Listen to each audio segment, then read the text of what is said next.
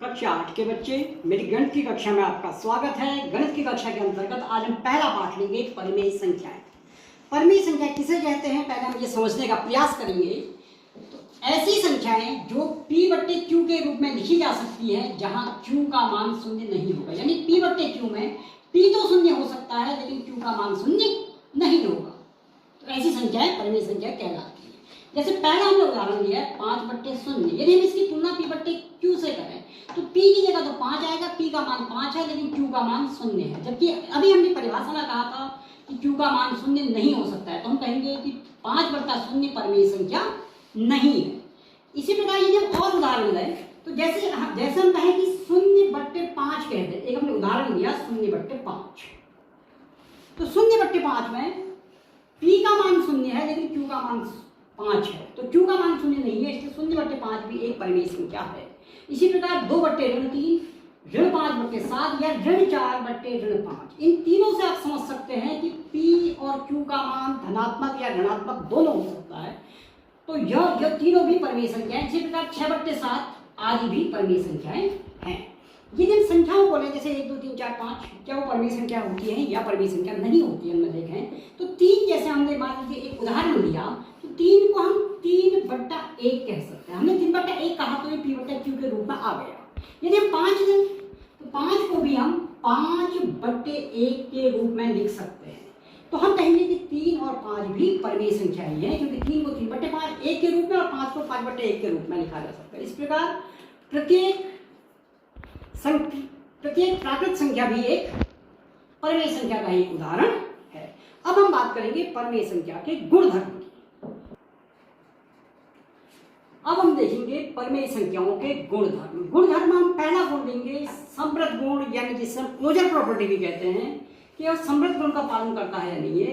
समृद्ध गुण का अर्थ है कि यदि दो परिमेय संख्या हम लें, उनका जोड़ घटाना गुणा भाग करें तो उनका जो परिणाम आएगा, क्या वो परिणाम भी परिमेय संख्या होती है या नहीं होती है। इसको हम कुछ उदाहरण से स्पष्ट करेंगे। पहला हमने लिया योग।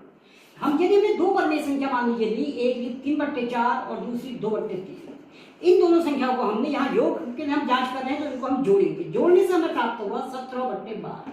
तो हमने देखा कि 3/4 भी परिमेय संख्या है, 2/3 भी परिमेय संख्या है, तो इनको जोड़ने पर 17/12 भी एक परिमेय संख्या प्राप्त हुई। अब हम घटाने में देखते हैं। हमने दो परिमेय संख्या ली 3/4 और 2/3, इनको हमने परस्पर घटाया तो हमें 1/12 प्राप्त होगा।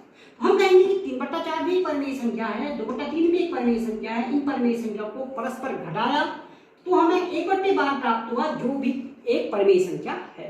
तो हम कह सकते हैं कि परिमेय संख्याएं योग और घटाने में समृद्ध गुण का पालन करती हैं। अब हम इसकी जांच करेंगे, समृद्ध गुण की जांच करेंगे गुणा और भाग के लिए। अब हम समृद्ध गुण की जांच कर रहे हैं गुणा और भाग के लिए। गुणा के लिए हमने दो परिमेय संख्या ली, माना 2/5 और 3/4 हमने ली। तो 2/5 और 3/4 को यदि हम परस्पर गुणा करें तो हमें 6/20 प्राप्त होता है, जो स्वयं में एक परिमेय संख्या, यानी दो परिमेय संख्या को हम गुणा करें तो परिमेय संख्या ही प्राप्त होती है।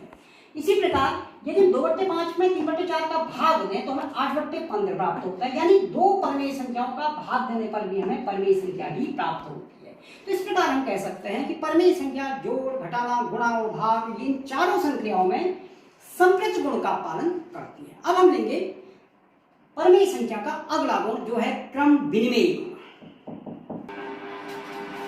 अब हम बात करेंगे परिमेय संख्या के गुणधर्म में क्रम विनिमेय गुण। क्रम विनिमेय का अर्थ है क्रम को बदलना। क्रम को बदलने में सर्वप्रथम हम जोड़ को यदि हम लें तो जोड़ को लेने के बाद यदि हम दो संख्याएं लें, जैसे एक हमने 3/4 और दूसरी संख्या ली 2/3, इसको यदि हम इस क्रम में जोड़ेंगे 3/4 में 2/3 यदि हम जोड़ें तो हमें 17/12 प्राप्त होगा।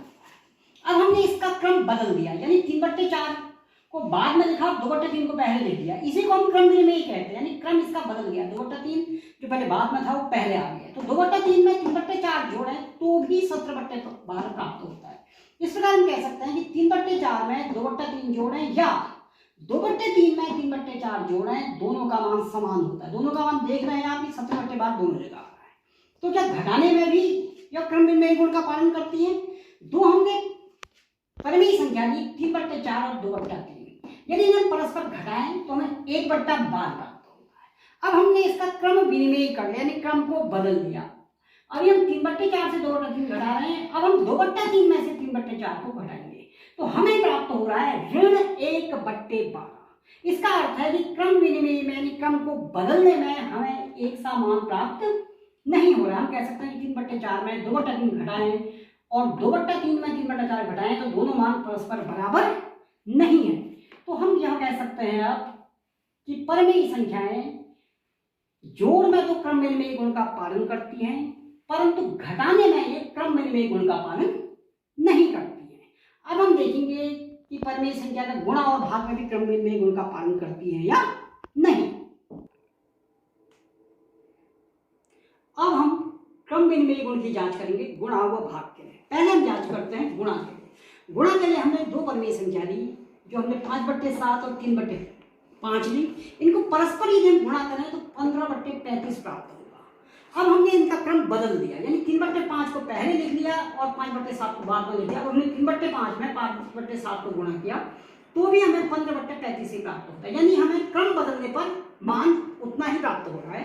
तो हम कह सकते हैं कि 5/7 गुणा 3/5 बराबर 3/5 गुणा 5/7, यानी कि परिमेय संख्याएं गुणा की संख्या में क्रम विनिमय गुण का पालन करती है। अब हम भाग में देखते हैं, यदि हम 5/7 में 3/5 का भाग दें तो हमें 25/21 प्राप्त हो रहा है और इसका क्रम हम परस्पर फिर बदल दें। अब हम 3/5 में 5/7 का भाग दें तो हमें 21/25 प्राप्त हो रहा है। ये दोनों मान परस्पर बराबर नहीं है। तो हम कहेंगे कि 5/7 भाग 3/5 बराबर नहीं है 3/5 भाग 5/7 के, यानी कि परिमेय संख्याएं भाग में क्रम विनिमय गुण का पालन नहीं करती है। तो हमने देखा कि परिमेय संख्याएं जोड़ और गुणा में क्रम विनिमय गुण का पालन करती है, जबकि घटाने व भाग में क्रम विनिमय गुण का पालन नहीं करती है। अब आपके लिए कार्य है कि आप इसी समृद्ध गुण और क्रम विनिमय गुण की जांच कोई दूसरे उदाहरण लेके अपने घर में स्वयं करेंगे। तो आज के लिए बस इतना ही। मेरा वीडियो देखने के लिए बहुत बहुत धन्यवाद।